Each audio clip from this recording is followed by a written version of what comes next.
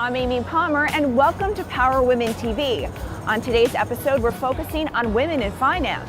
For that, we turn to Carmen Wong Ulrich. She's a personal finance expert, a mother, a TV host, and an author. We also found Carmen to be very open about growing up in a multicultural family and about some of the struggles she's faced on her pathway to success.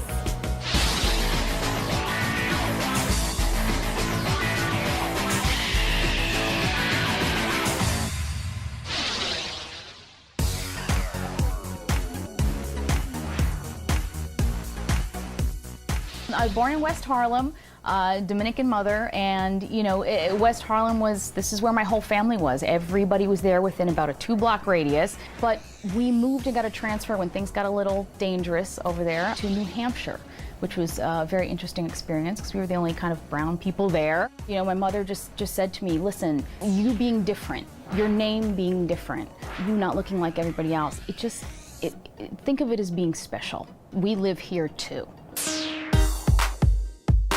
You also shared with me an interesting story about your mother teaching you how to speak. She taught us how to speak well by watching the news. And she knew that it was very important because remember, she came to the city when she was 15, no more education, very, very poor in Dominican Republic, and she knew that the American dream was going to be alive in her family. So she said she'd have us watch the news in the morning and in the evenings, and she would say, enunciate your words. This is how you do it. So you'd watch, and that's really where we really got trained to speak. I remembered how much I enjoyed what the people in the news were doing. I didn't see myself on TV. I didn't see us represented on TV, and I unfortunately took that as a sign that I didn't belong there. So I hope that whether it's a young Latina, a young African American, a young anyone, Asian with the long, anything, can look at me and say, okay, you know what, she can do it, I can do it. When you were growing up, what are the skills that you learned as a child that have helped you today to become a success? My mother would sit with me and say, everything that you do is a reflection of what you think about yourself. So she's like, you want to get a B? Get a B. Are you B? I took it as a challenge. It's like, no, I want to be an A. I just learned from the time I was a kid that everything that I do, whether it's how you speak, how you treat people, is a reflection of what you think of yourself. I agree with you because it all starts with the self-esteem. Yeah. And that's a problem with young women. It's a very big problem. Yeah, especially with minority women. I find that I love talking to young urban women, and I've been very active in urban youth groups, and just really getting that idea across that you have no control over who you're born to, but you have a lot of control over what you think of yourself and what you do. I found out 6 years ago who my real biological father was, but I was raised a Wong. I was raised with thinking I had a Chinese biological father, and I was raised with him. However, I had a stepfather as well, who was Italian-American. He was supposedly my stepfather, but 6 years ago when my mother was sick and was passing away, she told me the truth, which was actually my stepfather was my father. So I was not biologically Chinese. It was a very interesting time to go from being Dominican Chinese most of my life to finding out things were different. And the guy that I thought was my stepfather and I called Dad, who really raised me as well, that I was his. How did you handle that as a young woman? I mourned my identity, which I loved and held really tight to. But I really realized that in the end, whether or not the biology was there, nothing changes the years of experience and the years of my life and how I was raised. So my identity is what I am.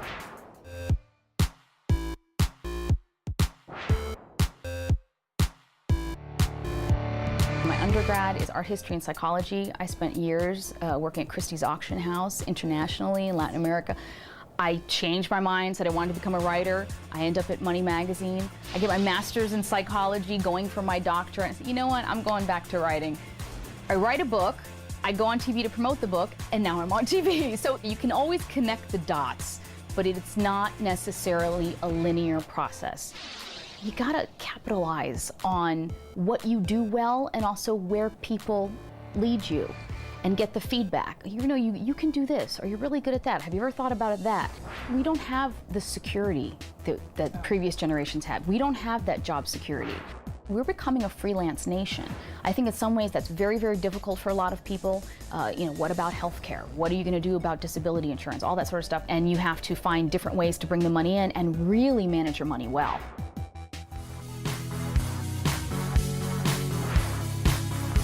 Growing up, I was lucky enough to have a dad who talked to me about money. He really thought it was important that I knew how to manage my money. I had a checkbook when I was 12, not much in there, but he got me started going to banks, knowing how it all works, knowing what FDIC insurance means. All of those sort of things were so important and influential to me that when I started my career in full force, I realized that, listen, I was at Money Magazine myself. I know this stuff. What's the most important thing he told you about money? He actually taught me like an accountant. So I'd say, what's a stock? And he would say, well, a corporation has da-da-da. But what he did was show me, and that was the most important thing, show me how important it is to pay attention.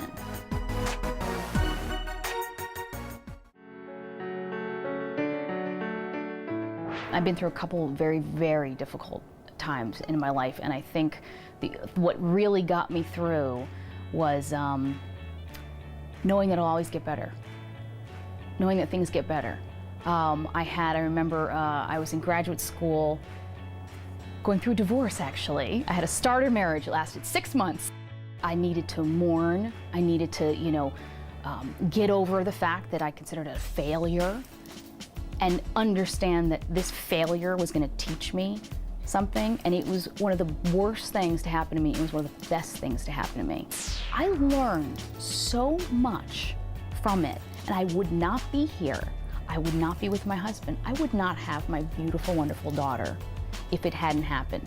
So I'm grateful for it. I was listening too much to everybody else, to everyone else's expectations and ideas about who I should be and who I should be with and what I should be doing. So I needed that to happen, to say, you know what? I'm not listening to y'all anymore.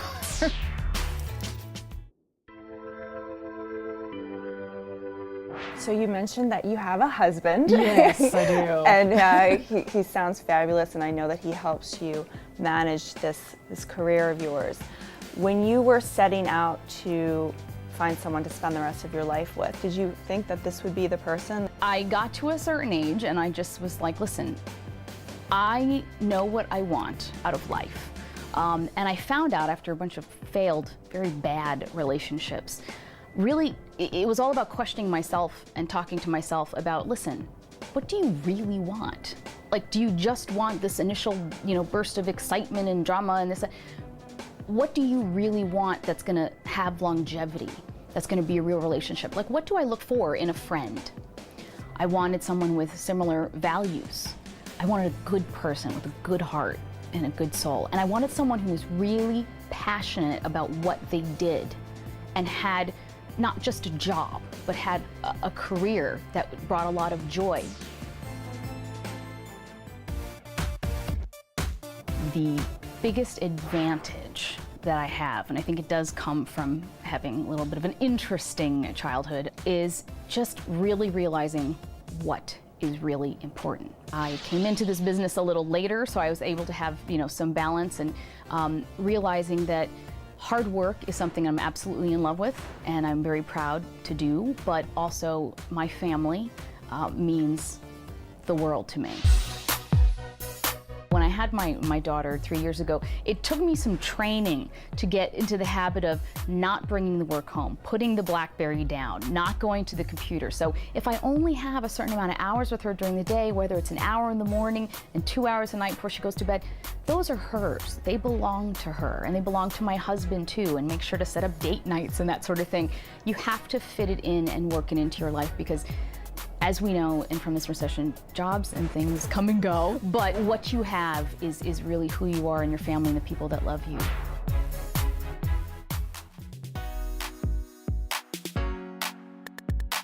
juggle and balance and all these words are things that women in this generation have to deal with. Yeah. But it's so interesting to me because there's no blueprint. It's so much better that when, I had to fly off to do TV and, I just had my baby a couple months ago and was really emotional about it, but I knew that she was there with her daddy and everything was going to be okay. But I felt guilt. All I felt was guilt, tremendous guilt. Am I doing the right thing? Does she need me at home? If I'm not there, is she going to resent me? All of these things. And what helped me along was talking to other women whose mothers had worked. And I was surprised to find out how many other women whose mothers had worked. And they said, you know what, Carmen, yeah, okay. So she wasn't always there for dinner. She wasn't always there for breakfast. But I'm here today because I saw that she could do it. And I can do it. And they said, just do it. She will love you no matter what. Just make sure that she knows that you love her and that she's number one.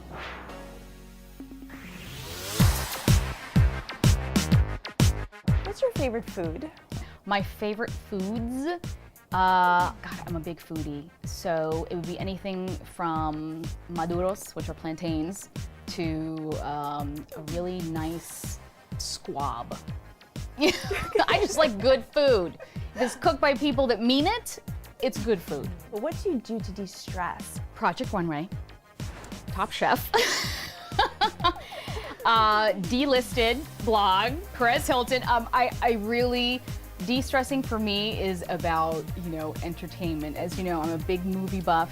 Finish this sentence. I love what I do because I'm helping people. And that's all I want to do. That's all I want to do, is help people.